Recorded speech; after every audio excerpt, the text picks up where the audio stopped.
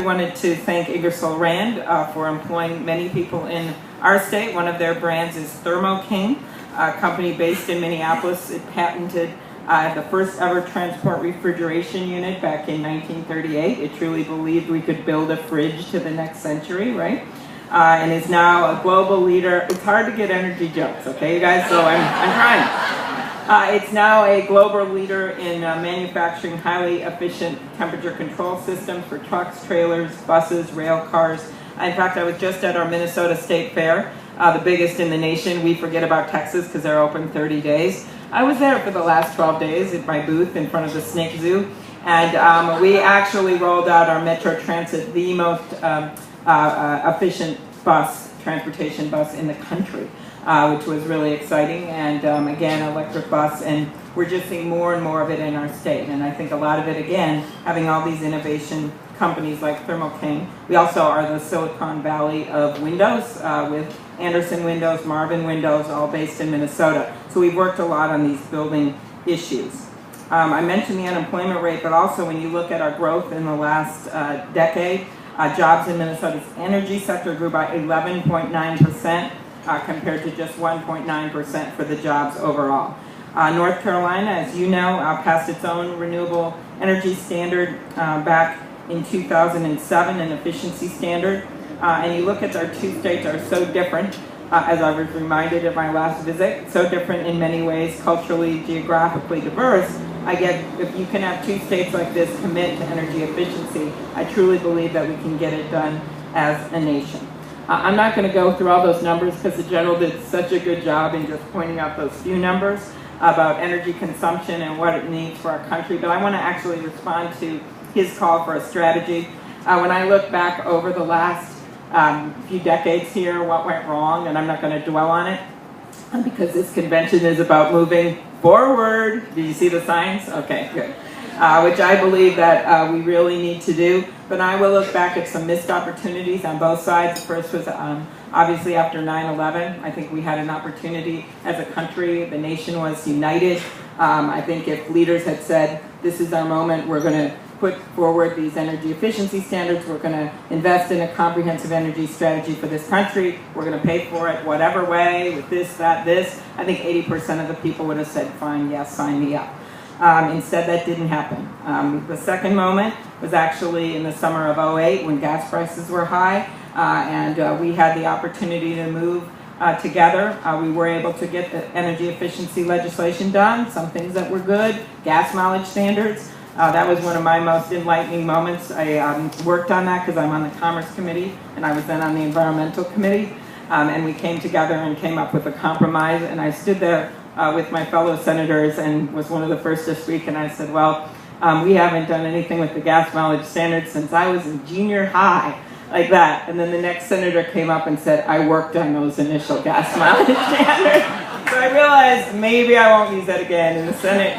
But that was a time where we did get a few things done, and you can see the additional work that the president has done with gas mileage standards, that we actually see some hope. There's a reason our dependency on foreign oil has gone from 60 to 45%.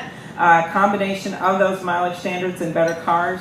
Secondly, the oil drilling that's going on, particularly in my neighboring state of North Dakota. I went over there at Senator Hovind's invitation a few months ago. Incredible exploration going on there that I think is good for the country. But the third piece of it is biofuels. And we have now 10% of our fuel supply is biofuels. And we need to make it more efficient, move to cellulosic, those things. But anyone that thinks, oh, that's just a waste, 10% of our fuel supply. It's had a major effect in terms of reducing our dependency on foreign oil.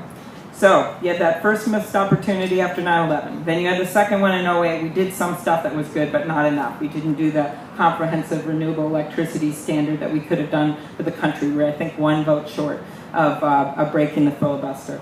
And then the third, actually, in my view, was just the last few years. When the president first came in, I think we had an opportunity at that moment to pass a renewable electricity standard. Instead, the decision was made to go to cap and trade, and I firmly believe we need something big, and was supportive of the effort to do that. But I still also believe that maybe, in retrospect, if we would have known that the economy would remain so fragile, if we would have known about the incredible partisan gridlock in Washington. It probably would have been better, as I wanted to do at the time with the UDOLs, I introduced renewable electricity standard legislation, was to move forward with something, even if it was regional, to try to get that moving and try to get that going, as well as some of the energy efficiency. So those were the missed opportunities. So how do we move forward? Well, as General Fox said, I truly believe that we need an innovation agenda. We need a strategy for this country. I would point to this. We have learned that we can't just turn money to move our country forward. Incredibly important in my state. I know in North Carolina, in my state, I have U.S. Bank, a huge Wells Fargo presence. We're proud of our banks. But that cannot be our strategy as a country.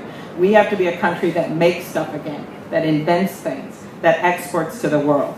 And to me, this innovation agenda means, first of all, having our education system match the jobs that we have out there. As you can imagine, in our state with Medtronic and St. Jude, we have incredible demand for jobs for running robotics equipment, for welding, to making those Caterpillar tractors that are getting exported all over the world. And we don't have enough kids getting 1- and 2-year degrees. That has got to be a piece of stepping back and looking what we're doing in high school, especially parents' mindsets, to make them realize there are good entry-level jobs at these companies that are more than entry-level. They need a 1- or 2-year technology degree. That's got to be a piece of it. Exporting, opening up more markets, and making sure that we're not being treated unfairly.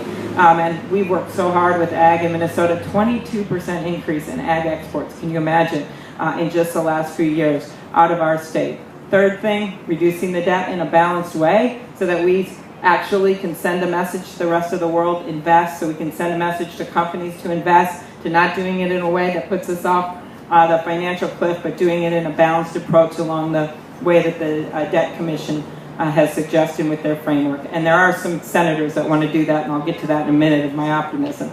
The last thing, rules and regulations, being smart about how we look at those, not talking about throwing out whole agencies. Like the Energy Department, that is a proposal out there, the Rand Paul budget, not to mention it.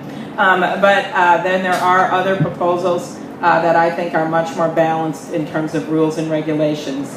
We just unanimously practically passed a bill to push the FDA to approve medical devices more quickly, or we're changing the way we handle tourism visas to try to get more people into our country. We've lost 16% of the international tourism market since 9/11. Every single person spends $5,000 when they come here on average.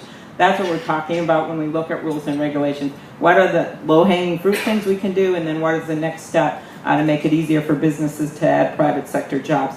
And the